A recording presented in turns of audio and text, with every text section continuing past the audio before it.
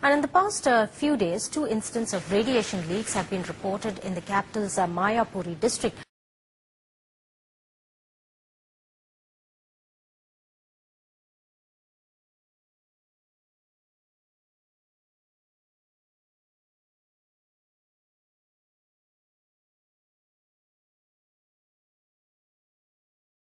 Now, questions of what caused the radiation leak remain unanswered, but worried traders had to shut shops. सुलगने लगा शरीर का हर हिस्सा, आंख, कान, नाक और नाखून होने लगे काले, झड़ने लगे बाल। पुलिस पर कहां से आया रेडियो एक्टिव पदार्थ? वो तो गैस के बारे में सबकी डर है जी। बाहर के पार्टी भी नहीं आ रही है, यहाँ का काम धंधा भी ऐसे ठप पड़ा हुआ है। काम धंधा कोई डर से आ ही नहीं रहा है। यहाँ से वर्कर भी भाग रहे हैं बाहर घर। डर तो सबकी है, डर से सब भाग रहे हैं।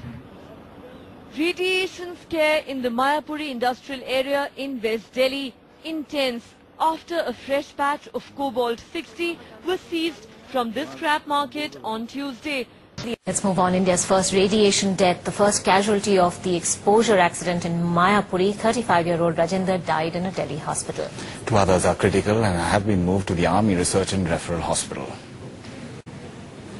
20 days after he was exposed to radiation while sorting through scrap, Rajinder died of multiple organ failure. The origin of the radioactive cobalt-60 that was found in West Delhi's Mayapuri area, which led to the death of one person, has now been traced to Delhi University's chemistry department, according to the Delhi police.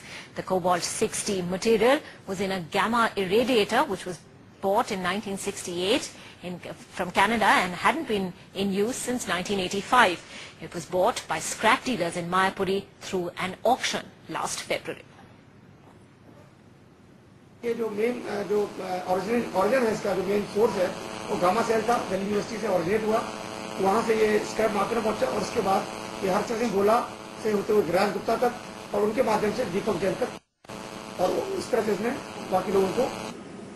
India's first radiation accident happened because of a machine like this. A machine like this, which weighs 4,000 kilograms, was sold by the chemistry department of the University of Delhi as scrap. This particular machine here at a DRDO facility is one of the 6 machines in India and the only one which was imported from Canada and is still functioning. What is amazing is that this machine, which weighs 4,000 kilos, was carelessly sold by the University of Delhi, even though if you can see, there is a very clear mark on this which says radioactive material. These are the first photos of the nuclear scrap material seized by the Atomic Energy Regulatory Board, which contain the highly radioactive cobalt-60 pencils. The first image shows what is called the cage. It has 48 slots to carry 48 cobalt-60 pencils. There is one pencil still stuck in one of the slots. Here, a deadly pencil lies in the cylinder. This is the actual cobalt-60 bearing aluminium pencil. Each pencil is about 24 centimeters long and has a diameter of 0.6 centimeter. Fact hit headlines across the world. Let's take a look at what the international newspapers and news agencies are saying about it. India's in the headlines again, but for all the wrong reasons. From the Wall Street Journal to the New York Times, everybody's reporting about the death of a radiation victim after radioactive material was found in a metal scrap shop in the Mayapuri industrial area in West Delhi. The Times quotes an International Atomic Energy Agency official as saying that the Mayapuri case was the most serious global instance of radiation exposure since 2006. The wake-up call on the radioactivity threat echoed through Parliament today, with the government promising to find its feet. Well, that is a tragedy which could have been prevented if they had, informed everybody.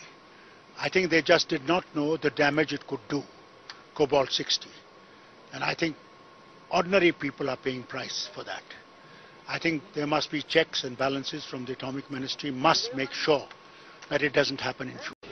और जो भी दोषी है उसको तो सजा मिलनी चाहिए, जो भी कानून है, और उसके बाद तहकीकात का दूसरा असर ये होना चाहिए कि आइंदा कहीं कभी भी हिंदुस्तान में ऐसा वाकया कहीं भी ना बने.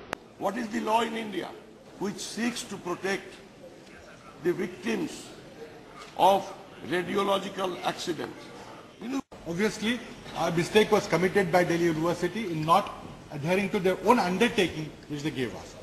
That there is currently no law on compensation coming out of radiological incidents.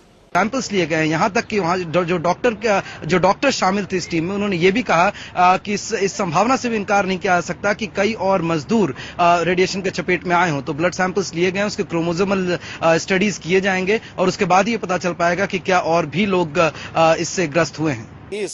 In blood we find any chromosomal abnormality or radiobiodozimetry is abnormal, then they will be given the preventive measures. The National Disaster Management Authority has already confirmed 8 cases of radiation exposure at the Mayapuri scrapyard. Apollo वाला और army hospital in दोनों का bone marrow transplant का बंदोबस्त हो रहा है। They have agreed और उनके लिए डोनर भी, कंपैटिबल डोनर भी मिल गए हैं। Earlier we recovered total about 5 pencils and remaining 11, after we came to know that origin was from the cobalt irradiator of the chemistry department, has been found in the material which was already recovered on the first instance. That means on 7th, 8th night and 9th morning. They are all recovered at the first day itself and sent to NAPS in Aurora. And because we knew on the first day we collected the ring-like structures, we didn't wait for that whether it contained 10, 11 or 16. We just put them along the scrap material and take them to Aurora Attic Power Station. So what we did yesterday, after we came to know, after seeing that there is no other sources around Mayapuri, we checked there and we found that the material which was put in a plastic container and put it in a shielded cask and taken to Mayapuri, that contained the remaining 11 pencils. All the cobalt 60 auctioned by DU to scrap dealers has now been found. Delhi can quit worrying about dangerous radioactive waste lurking around in a scrapyard. Traders over here are breathing a sigh of relief, hoping that normalcy will soon return to this market.